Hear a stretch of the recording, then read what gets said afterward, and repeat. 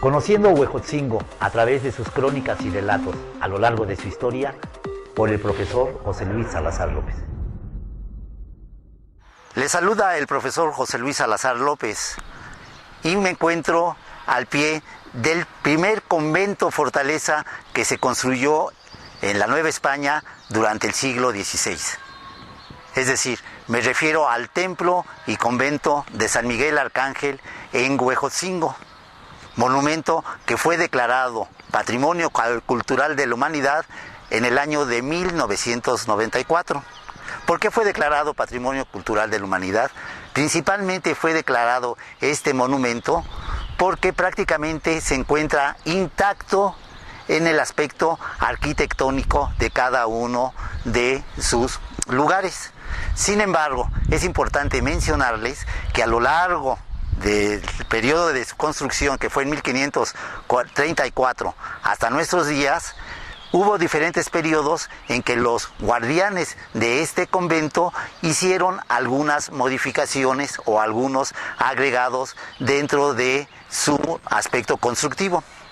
El primero de ellos es el que se refiere cuando se traslada la gran cruz atrial que se encontraba aquí en el centro del atrio de aquí del templo de Huejotzingo, se traslada a la Plaza de Armas Fray Juan de Alameda en el año de 1603 para conmemorar la congregación o asentamiento que se hizo precisamente de todos los pueblos que habitaban las barrancas y faldas de la Sierra Nevada, que se integraran a lo que es el Huejotzingo actual. Precisamente para sustituir esa gran cruz atrial es que pusieron la que tenemos actualmente en este sitio. Esta pequeña cruz atrial se sustituye aproximadamente en el año de 1606 a 1615. Ya las características de esta cruz son muy diferentes a la de la gran cruz atrial. Esta es una cruz más pequeña, que tiene solamente algunos elementos de la pasión de Cristo en su decorado, como la corona de espinas, en la cartela dice INRI y tiene algunos clavos. Por lo tanto, esta cruz se elabora mucho tiempo después de que se trasladó la primera. Otro elemento constructivo que se agrega precisamente a este Patrimonio Cultural de la Humanidad, este templo y convento de San Miguel Arcángel de Huejotzingo, es precisamente el que va a sustituir en sus funciones a la espadaña.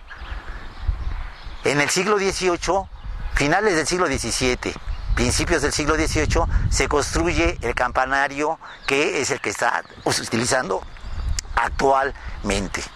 Otro aspecto constructivo que se agrega a mediados del siglo XVIII son los que corresponden a los altares del Vía Crucis.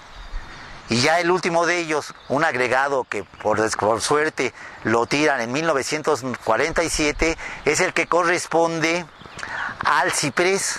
Este ciprés se puso precisamente en el altar, frente al retablo precisamente del templo, para conmemorar precisamente la introducción del neoclásico a la Nueva España.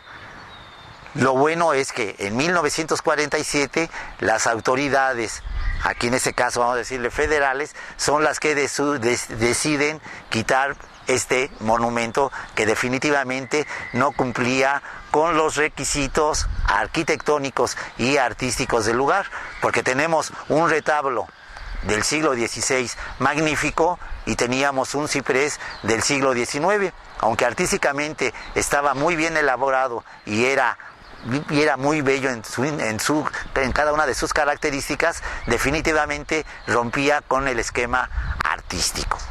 Por lo tanto, tenemos estos 4 grandes agregados que definitivamente rompen hasta cierto punto con la arquitectura original del templo y convento de Huejotzingo. Lo importante dentro de todo es que nada más fueron agregados, que no por lo tanto cuando pusieron el ciprés no quitaron el retablo, que fue lo que se hizo con la mayoría de las iglesias de México. Cuando se introduce el periodo neoclásico, destruyen todos los retablos barrocos del siglo XVII y del siglo XVIII para poner los altares neoclásicos. En este caso nada más se puso el ciprés, pero lo bueno es que no destruyeron el magnífico retablo de San Miguel Arcángel aquí en el templo de Huejotzingo. Esperando que esto les sirva como ayuda para conocer y promover más el ambiente artístico de este templo, se despide de ustedes el profesor José Luis Salazar. Muchas gracias. Conociendo Huejotzingo a través de sus crónicas y relatos a lo largo de su historia, por el profesor José Luis Salazar López.